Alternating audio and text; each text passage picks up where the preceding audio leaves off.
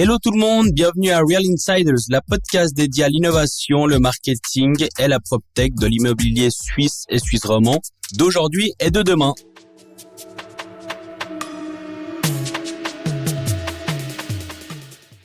Salut Pierrot, merci de participer à cette podcast. Alors la première chose, c'est déjà comment vas-tu ?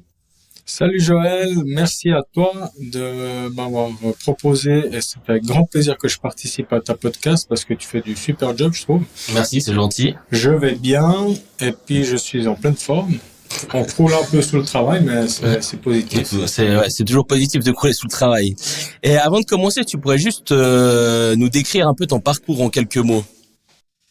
Alors, mon parcours en quelques mots. Donc, j'ai commencé en 2003 dans l'immobilier en faisant un apprentissage d'employé de commerce dans une grande régie nationale.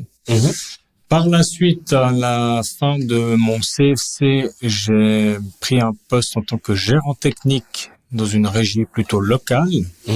Et ensuite de ça, j'ai commencé à faire mon brevet fédéral de gérant d'immeuble. Oui. J'ai rejoint une société cotée en bourse nationale où j'ai fait gérant, chef de team. Ensuite, j'ai fait mon diplôme fédéral d'administrateur de biens. Et puis, j'ai rejoint une autre société nationale qui m'a donné l'opportunité de prendre la responsabilité d'une équipe au sein d'une agence à Lausanne. Par la suite, j'ai repris la direction de cette agence. Et après une année, j'ai repris la direction de toute la Suisse romande dans cette société. Génial. Donc, tu as vraiment un parcours, ça fait quelques années, du coup, maintenant que tu es dans ce milieu. Ouais, ça fait bientôt 20 ans. Et puis, à côté de ça, je suis également expert aux examens qui mènent au brevet fédéral et puis au diplôme d'administrateur de biens. Et je suis également juge assesseur bailleur auprès de la préfecture de Morges depuis 12 ans à peu près. Ok, ouais. Joli parcours, ça doit en faire du job. Et on en parlait justement avant en off. Mais bon, aujourd'hui, tu as lancé ta boîte, Créal Immobilier, et tu es directeur du fonds Stonehage. Pas tout à fait. En fait, c'est le fonds Stonehage, mais c'est une très bonne anecdote que tu sors parce que c'est des choses qui portent à confusion. Donc, en fait, pour revenir sur mon parcours, aujourd'hui, moi, je suis fondeur et CEO de deux sociétés. Créal Immobilier, dans laquelle je fais du courtage, de la promotion, de la mise en valeur, du center management et un petit peu de viager. Donc là, c'est une société qui a été créée en fin 2021. Et puis, j'ai une autre société que j'ai créée qui s'appelle Stonehage Immobilier. Et à la base, cette société, c'est une gérance immobilière qui a été créée pour reprendre le portefeuille immobilier d'un fonds immobilier qui s'appelle Stonehage SICAV. D'accord. Et la raison pour laquelle on a mis ce nom Stonehage Immobilier, c'est parce qu'à la base, on devait gérer que leurs bâtiments. Mais par la suite, la demande du marché a fait qu'on s'est ouvert à d'autres clients.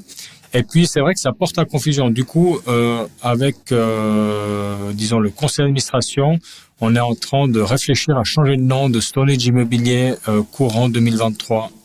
Parce que ça porte à confusion. Parce qu'à la base, ça devait être une gérance qui travaille que pour ce fonds. Que pour ce client. Et puis, au final, aujourd'hui, ce client, c'est un client qui est quand même notre client majoritaire, on a quasiment 70% de notre chiffre d'affaires, c'est avec ce client.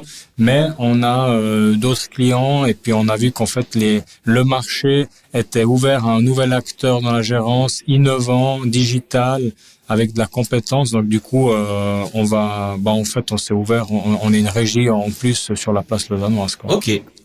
Et du coup, d'où est-ce qu'il est venu ce déclic de lancer ta boîte? Parce que on en discutait, tu as quand même refusé le poste de CCO dans une entreprise de renom au niveau national.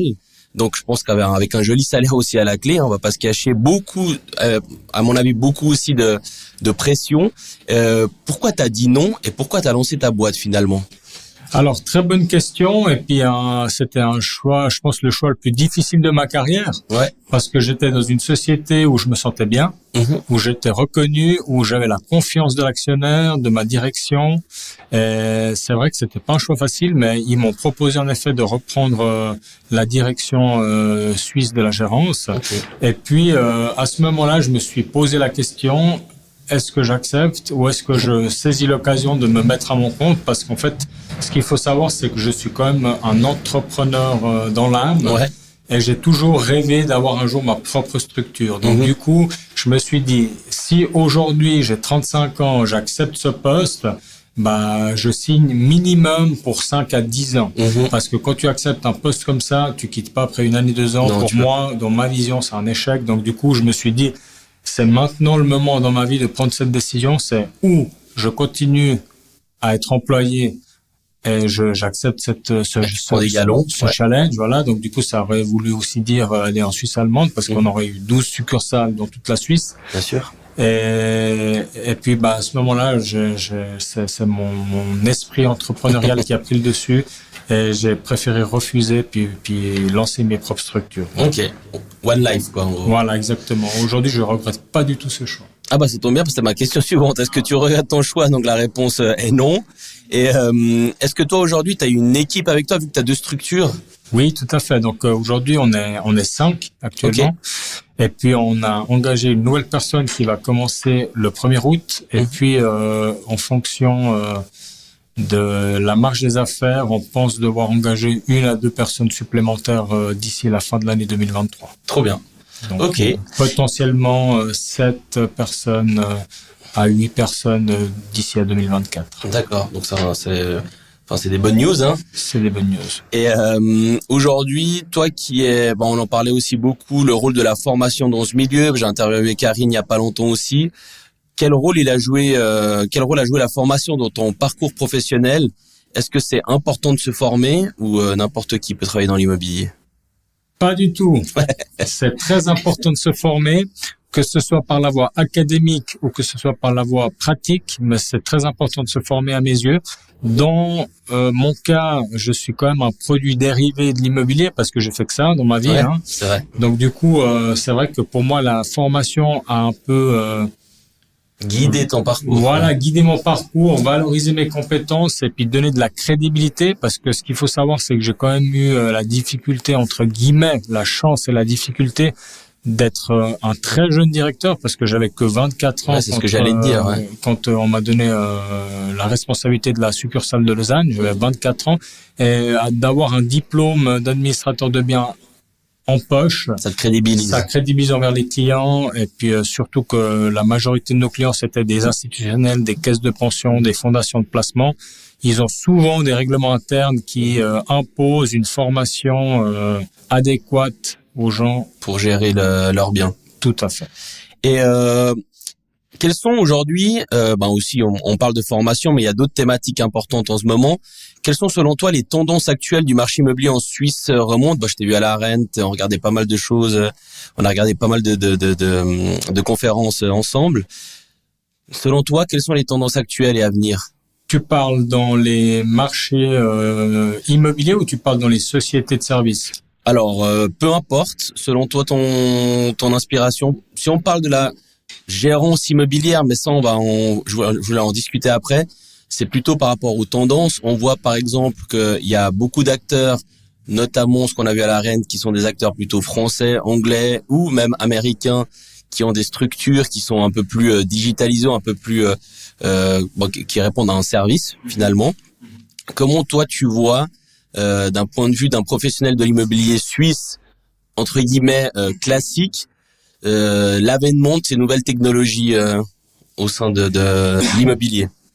Alors, personnellement, je suis pour la digitalisation. Je pense que dans l'immobilier, on commence maintenant à avoir un semblant de digitalisation qui commence à faire sens. Parce que c'est vrai que si je regarde jusqu'à il y a 4 ans en arrière, on avait en tout cas 10 ans de retard par rapport aux autres sociétés de services, notamment, je pense, les assurances, les banques.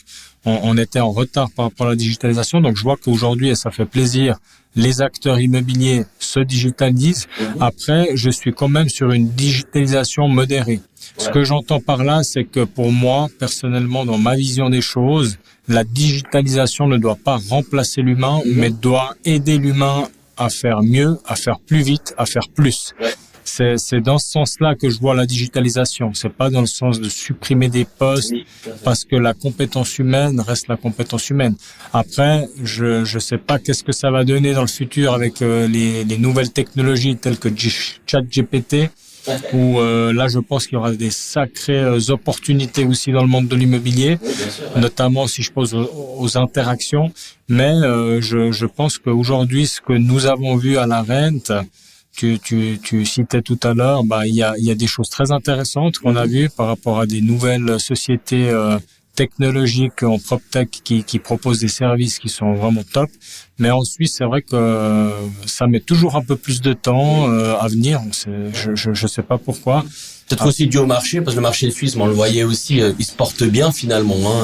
Il se porte bien. On n'est pas dans un marché plus compliqué comme certains de nos confrères européens ou autres. Tout à fait. Bon, ce qu'il faut aussi soulever, c'est qu'en Suisse, on a une réglementation au niveau suisse qui est assez aussi vieillotte, parce que typiquement tout ce qui est digitalisation, c'est maintenant qu'on commence à avoir quelques réformes dans le droit. Moi, je me rappelle quand j'ai commencé les premières digitalisations dans mes anciens emplois, on était freiné par la loi parce que tu devais avoir des formes écrites, alors que nous, on pouvait déjà fournir des formes digitalisées au niveau de la signature, etc. Donc, il y a toujours un peu, ça met du temps à se mettre en place, mais je vois que ça va dans le bon sens. Et puis moi, si ta question c'était d'avoir ma vision, moi, je pense que c'est très bien. Je suis très intéressé par ces outils digitaux, mais après, je suis très observateur et je prends les décisions une fois que je suis sûr.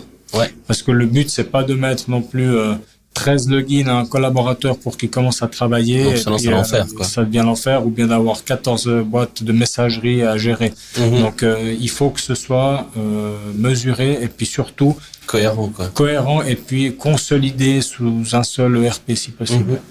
Ok, et on parlait de digitalisation, mais on a aussi discuté un peu de notamment pour les gérances immobilières, donc tout ce qui est régie. On a discuté la dernière fois de pas mal de voyants qui passaient à l'orange.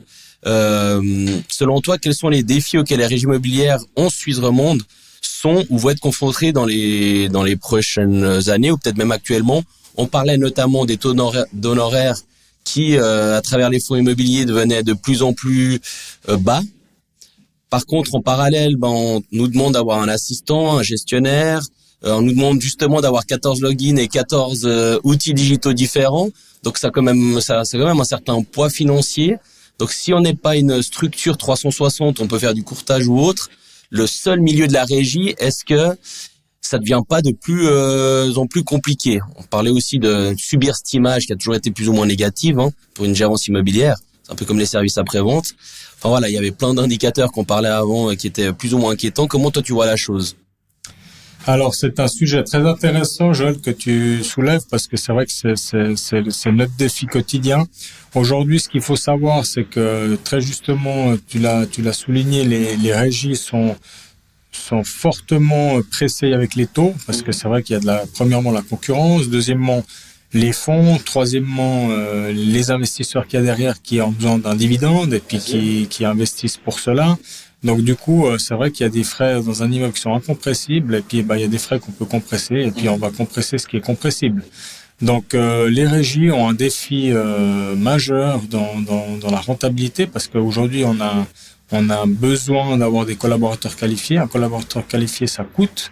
Un collaborateur formé, ça coûte. Des ERP compétents digitaux, ça coûte. Donc du coup, tout ça, c'est assez compliqué à mettre en place avec une pression sur les honoraires. Mais on arrive quand même à trouver des chemins pour s'en sortir. Mais je suis totalement attentif sur justement où je mets les pieds et comment je vais prendre mes décisions stratégiques au niveau de la société par rapport à ça. C'est un défi quotidien. Mais est-ce que le modèle économique d'une régie immobilière telle qu'on l'a connue ou qu'on le connaît, il devrait peut-être pas aussi un peu évoluer? Certainement qu'il doit évoluer. Il évolue depuis tout le temps. Mais après, c'est vrai que d'une part, il y a certains clients institutionnels qui reprennent des tâches à l'interne, notamment il y a des fonds qui ont leur propre direction de travaux, etc. Donc du coup, ça soustrait des honoraires à une régie. Et d'autre part, on a quand même aussi des business à développer à côté. Dans le sens, aujourd'hui, nous, on a des locataires qui sont là.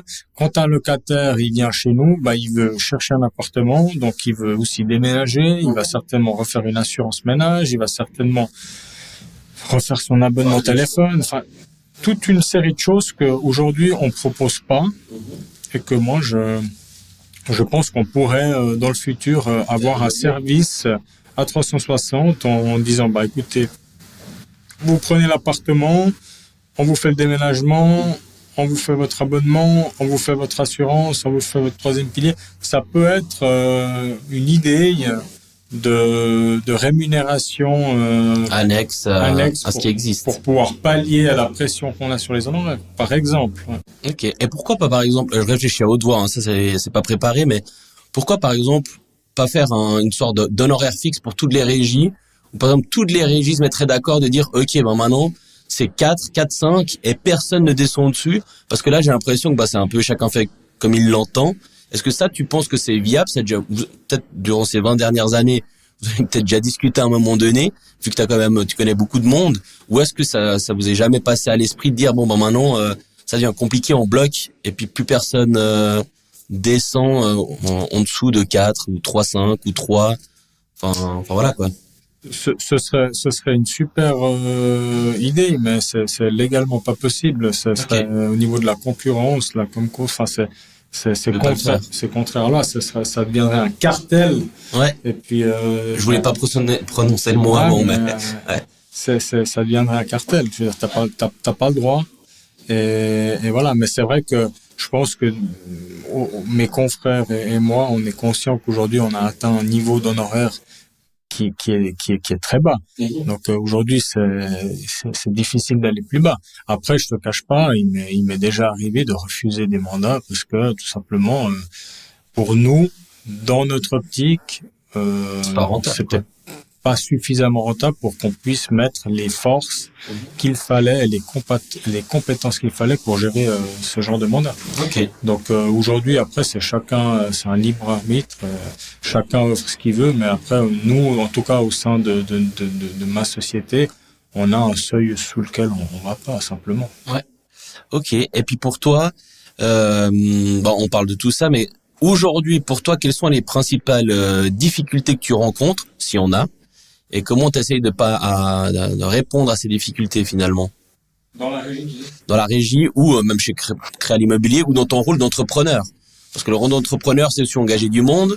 Comment tu fais pour gérer ces gens, savoir s'ils sont compétents? Enfin, là, c'est pas une casquette de régie ou de promoteur immobilier ou de courtage ou autre. C'est vraiment en tant qu'entrepreneur. Quelles sont tes difficultés aujourd'hui par rapport à une position dans une agence, je peux pas citer non à chaque fois, dans une agence immobilière où finalement ça roulait et puis les process étaient en place. Je pense qu'aujourd'hui c'est un peu plus complexe entre guillemets. Alors c'est très intéressant ta question. Il y a des avantages et des inconvénients à recommencer à zéro. En fait c'est ça que tu me dis. C'est toi t'as recommencé à zéro. Avant t'avais une équipe qui roulait. Alors l'avantage qu'il y a c'est que j'ai pu grâce à mes années d'expérience dans la régie pouvoir recommencer sur une feuille blanche et puis ne pas faire les erreurs que j'ai constatées dans mes anciens postes. Donc notamment au niveau des processus, au niveau de plein de choses, et puis prendre tout le bon au niveau de la qualité. Oui. Donc ça c'est top. Au niveau des collaborateurs, moi j'ai toujours eu un management assez moderne, de par mon jeune âge déjà, parce que comme je t'ai dit, j'ai commencé à manager, j'avais 24 ans. Donc du coup, j'ai eu un management toujours assez moderne. Et puis chez moi, les collaborateurs, je veux qu'ils se sentent comme à la maison. Okay. C'est-à-dire, je suis un chef, un patron assez libéral, si je peux dire ça comme ça.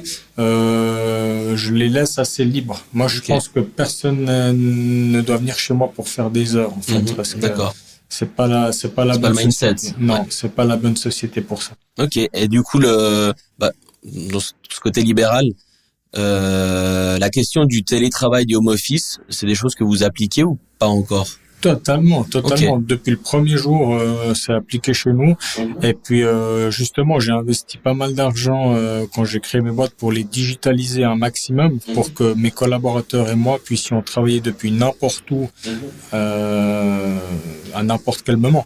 Donc, du coup, bien sûr, le home office est autorisé chez nous. Et puis, je vois qu'il n'est pas autant décrié que ça. Non. Ouais. Ils aiment bien venir au bureau et ça me fait plaisir. Ouais, mais ça, je crois que c'est vraiment lié au secteur. Il y a... Voilà, j'ai une collègue qui a sa fille qui va à la patinoire. Des fois le matin, elle doit la ramener. Du coup, ça l'arrange de bosser un moment depuis la maison. Après, elle va l'amener. Après, elle vient au bureau. Des fois, elle ne revient pas. Enfin, moi, sincèrement, je veux qu'il soit bien et qu'il soit dans de bonnes conditions pour travailler. Tant que les objectifs sont atteints, que mes clients ne réclament pas et puis que le travail est fait, j'ai aucun problème. Ok. Et est-ce que tu peux, dans le cadre de peu importe la société, nous parler peut-être de tes projets futurs dans ce domaine de l'immobilier? Est-ce qu'il y a des choses que tu peux dire ou pas, ou enfin? Alors, au niveau de la régie, le futur, c'est qu'on commence à être appelé à faire des appels d'offres. Donc, d'où le changement de nom qui va intervenir pour vraiment se positionner, parce que je vois qu'il y a quand même pas mal de monde aujourd'hui qui confondent entre le fonds immobilier et nous, alors on a totalement rien à voir. Je suis totalement indépendant. Attends, il y a besoin d'un mec du marketing comme moi, tu vois, pour t'alerter sur ces choses. T'es venu trop tard. Ouais. Non, mais c'est parce qu'à la base, c'était pas prévu de s'ouvrir au marché, tout simplement. Tout à fait. Donc, changement de stratégie. La vie d'entrepreneur, tu vois, c'est ça. On réajuste, toujours. On réajuste. Et puis, donc, Créa l'immobilier, écoute, on fait du courtage. On fait pas du courtage au forfait chez nous, on fait du courtage comme à l'époque où tu payes une commission quand tu vends, tu vois. Et puis on a certainement moins de mandats que ces nouvelles sociétés 2.0 qui facturent pas de commission, mais on a des mandats de qualité et puis on fait un bon travail. Donc là, on continue à développer. Ensuite, on a 2-3 projets qu'on étudie pour des promotions, que ce soit à la vente ou à la location. Okay.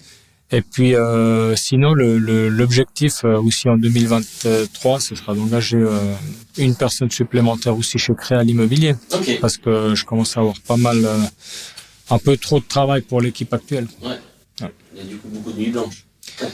Ça fait partie du mindset de l'entrepreneur, de peu dormir. Hein, donc voilà. Donc, génial. Bon, je t'avais déjà posé cette question, je pense qu'on y a répondu, mais comment tu vois l'avenir de cette industrie dans les années à venir? Forcément, tu m'as dit un peu plus digitalisé, mais du moment que la technologie ne remplace pas l'humain, mais qu'elle est au service de l'humain. Exactement, c'est très bien résumé. Et puis avec des prestations de services qui vont peut-être se diversifier. À l'avenir. Top. Aujourd'hui, comment toi tu vois le rôle du marketing dans l'immobilier en Suisse? Et notamment toi en tant qu'entrepreneur. Donc maintenant, tu as vécu un peu des choses que moi, je fais depuis des années. Mais c'est de dire, bon, maintenant, je vais l'appeler comment? Comment est-ce qu'on crée une certaine notoriété? Comment est-ce qu'on amène ce qu'on appelle du lead? C'est-à-dire comment on amène des clients, etc. Donc, il y a toujours la force du réseau, du local et de ta personne qui, à mon avis, c'est un gros, une grosse force. Mais comment toi tu le vois ce marketing dans l'immobilier aujourd'hui? Alors, pour moi, le marketing de l'immobilier, c'est une chose qui est de plus en plus importante parce que bon, comme dans toute société, dans tout business, il faut que toi tu ailles où est le client et c'est pas le contraire. Donc c'est pas le client qui doit venir chez toi, c'est toi qui dois aller chez le client. Et aujourd'hui, avec notamment tout ce que j'appelle marketing digital, réseaux sociaux, j'en passe, ça devient nécessaire de s'entourer de prestataires professionnels. Malheureusement, ce qui est compliqué quand on est une jeune société, c'est des fois le budget qu'on peut allouer à ce service-là. Donc on essaie de faire pas mal de choses en homemade au début, mais on se rend compte vite de nos limites.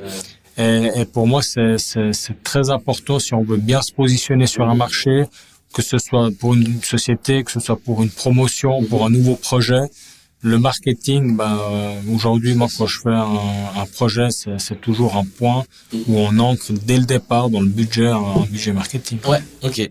C'est clair que c'est pas donné, hein. Si tu veux aller concurrencer des gros acteurs, qui payent leur mot-clé 5 francs pour acheter une maison, et puis que toi t'es entrepreneur et que tu te lances, c'est tout de suite des budgets qui sont importants. Ou des fois même t'as des boîtes de marketing qui viennent pas de l'immobilier comme moi je viens, parce qu'à la base j'étais responsable marketing dans une grosse boîte immobilière, donc il y a aussi des gens qui te vendent tout et n'importe quoi, et de discerner le bon du moins bon du très bon pour des gens qui viennent pas du marketing et qui viennent pas de l'immobilier, je peux comprendre que ce soit très compliqué, parce que je le vis vraiment tous les jours. Et des fois on me dit non mais on m'a proposé 10 000 francs pour ça. Je leur dis non mais oublie ça sert à rien dans l'immobilier. Tu vas juste perdre ton temps, parce qu'une commercialisation ça dure 6 mois, donc ça sert à rien de faire un truc qui va arriver dans 1 an. Donc je comprends ton point de vue. Et aujourd'hui si un petit jeune il veut se lancer dans l'immobilier, qu'est-ce que tu lui conseillerais? De beaucoup travailler, parce que il y a que par le travail qu'on atteint des objectifs. Ça c'est clair et net. De bien choisir ce qu'il aime, parce que quand on aime ce qu'on fait, on n'a pas l'impression de travailler. Ouais. Et de se former, parce qu'en se formant, on crédibilise notre savoir. Ok. Est-ce que pour toi la faculté d'être curieux et de savoir toujours s'informer, être à jour, c'est quelque chose qui est important pour un jeune? Je pense que ça, c'est quelque chose que les jeunes d'aujourd'hui, ils ont beaucoup plus que ce que nous on avait, la curiosité. Ils sont très très vite informés. C'est beaucoup plus facile aujourd'hui de s'informer D'avoir accès à l'information qu'il y a 20 ans en arrière, parce qu'aujourd'hui l'information elle est partout. Oui. Aujourd'hui, tu tapes sur Google n'importe quoi, tu trouves des articles, des livres, des n'importe quoi. À l'époque, tu devais t'inscrire à une formation, la suivre, la payer, enfin c'était différent. Donc oui, la curiosité pour moi c'est très important, et puis ce qui enrichit l'âme aussi. Hein. Clairement. Et dernière question, est-ce qu'il y a une question que tu aurais voulu que je te pose? Écoute, moi personnellement, j'aimerais moi te poser une question plutôt. Ouais, dis-moi. Donc c'est peut-être un peu à l'encontre de tes podcasts. Non, mais Karine m'a fait la même la dernière fois. Si donc, tu pas veux de pas, souci. tu couperas ce bout, je sais pas. Donc moi je voudrais plutôt à toi te poser une question. Donc moi je trouve que c'est top le job que tu fais en faisant ces podcasts et tout. Tu étais dans une grande société locale aussi, puis tu t'es mis à ton compte. Comment toi tu vois l'immobilier dans les prochaines années? Alors moi, l'immobilier dans les prochaines années, comme tu disais aussi toi avant avec 2 sociétés, c'est que ça dépend ce que tu fais. Parce qu'aujourd'hui, si tu fais du courtage, je pense que le courtage, on aura toujours. Par contre, c'est les technologies qui vont évoluer. Typiquement, c'est une question que je voulais te poser, puis après je me suis dit non, mais en fait ça sert à rien parce que t'es sur un modèle entre guillemets classique, mais c'est pourquoi tu mettrais pas de l'estimation en ligne gratuite sur ton site. Et en fait, la réponse que moi je t'aurais donnée, c'est ça sert à rien parce qu'aujourd'hui Créal n'a pas de la notoriété d'un Durham, d'un Barnes ou autre. Donc tu vas pas driver du lead, même si tu payes l'outil Bus Partenaire 8 000 francs, tu vas pas avoir beaucoup de leads parce que tu seras pas très bien référencé et t'as pas encore cette notoriété. Ta notoriété, toi, c'est Piero Pastor.